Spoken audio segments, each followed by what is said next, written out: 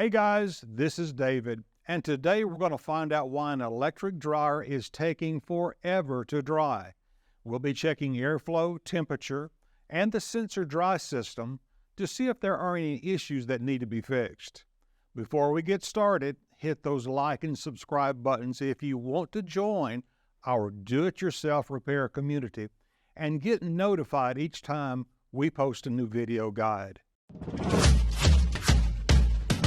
With over 2 million products in stock and the know-how to help you do it yourself, we are AppliancePartsPros.com. In today's video, we need a Phillips head screwdriver, a 1/4-inch nut driver, a number 20 Torx bit, a flathead screwdriver, a putty knife, a multimeter, sponges or a soft bristle brush, dish soap, a thermometer, and a shop vac. While you're getting those together, remember to keep safety first. Always unplug that power cord before you do any work on your appliances. I found out as a service technician that poor venting in a house was usually the main issue when it came to long drying times. If your clothes feel really wet and hot when you check on them in the dryer, then you most likely have a restricted vent. An easy way to find out if your vent is restricted is to pull the dryer out from the wall. Remove the vent from the dryer and run a load of clothes. If the clothes dry in a normal length of time, you know the vent is restricted. But if it still takes too long, the problem is with the dryer. Let's start by investigating the vent. Look behind the dryer to see if the vent is smashed against the wall or if the vent is too long. Both of these issues can cause drying times that last much longer than usual. If the vent is too long, the moist, humid air can actually condensate back into liquid and stay in the vent. Over time, this water can collect lint and more water, so it eventually blocks up all airflow. If possible, try and shorten or redirect the vent to make a shorter path for air to get outside. If your vent is smashed, then it needs to be replaced. If your venting is good and clean, let's start by checking the airflow at the blower wheel. Its main purpose is to draw air through the drum and clothing and push it out through the venting to the outside. There are two ways to check the blower wheel. You can either take it down completely or you can just take the bottom panel off. In this video, we will be taking the entire dryer down to do some extra cleaning. Now to check the blower wheel, you need to use your Phillips head screwdriver to remove the two console screws from the back. Once the screws are removed, lift up on the control panel to uncover the 3/4-inch screws that need to be removed. Once the 3/4-inch screws are removed, slide the top panel forward and up to reveal the top of the drum. Next, unplug your door switch, or you can use a flathead screwdriver. Using a putty knife, push in on the two clips and remove the access panel. Now, remove your dryer vent duct by removing the 3/4-inch screws surrounding the duct. Once the duct is off, remove the two springs located on the bottom corners of your dryer. Once the springs are removed, go ahead and remove the two 1/4-inch screws that are holding the door panel. Now go to the top of the door panel and remove the two 20-bit Torx screws. Now lift up on the front panel and it should come up. Reach under the drum and release the belt from the idler pulley. Then use the drum belt to lift the drum out of the cabinet. You'll want to make sure the housing doesn't have any lint inside. There should be a clear pathway for air to flow from the drum, then through the lint screen that connects to the venting that takes it outside. You can use a shop vac to remove any lint buildup in the housing or on the blower wheel. Once this area is cleaned out, then it is time to put the dryer back together. Once you're done, reinstall the drum and drum belt, reattach the belt to the pulley, then the front panel with the door switch. Then go to the bottom and connect your door springs. From there, you want to install the blower housing vent, the bottom access panel. Then you want to go back to the top to put the top panel back on and then secure the console.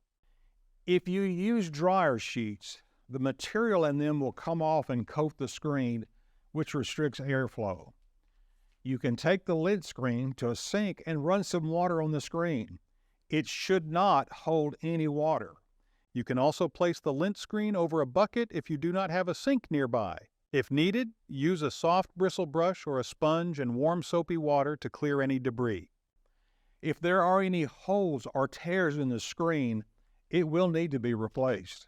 Our next check is the cycling thermostat. The cycling thermostat measures the temperature leaving the drum so that it maintains a consistent temperature by turning the heating element on and off. If you have a weak or failing thermostat, it won't allow the element to stay on long enough so water won't be released from the laundry. You can find the cycling thermostat on the blower housing.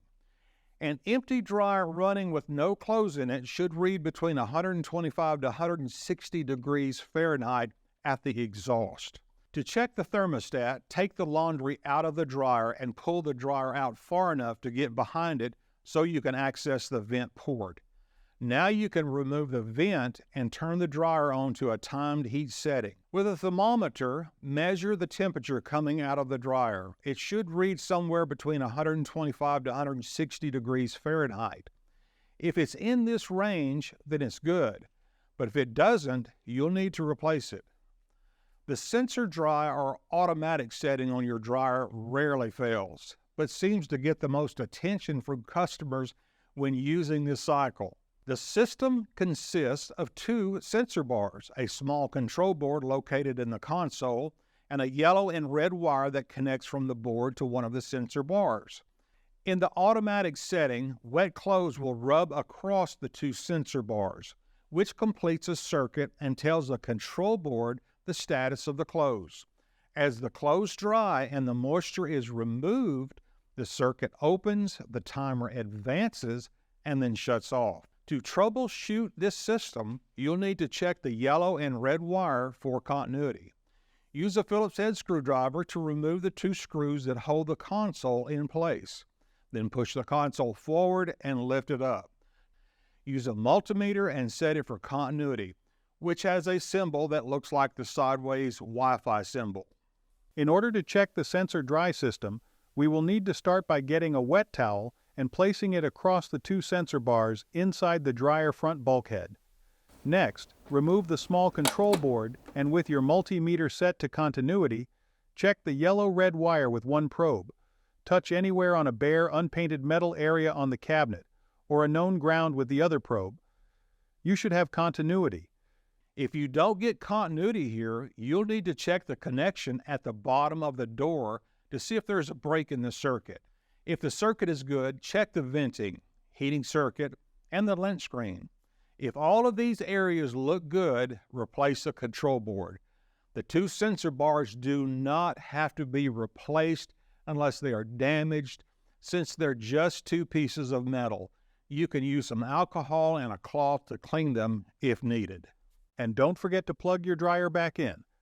We hope you were able to find the part that failed in your dryer. If you need a replacement, grab your model number and head over to appliancepartspros.com so you can order one. Most orders arrive in just a few days. We'd also love to hear from you. Feel free to share the highs and lows of your repair in the comments. If you found this video useful, give it a like and don't forget to subscribe. Thanks for watching.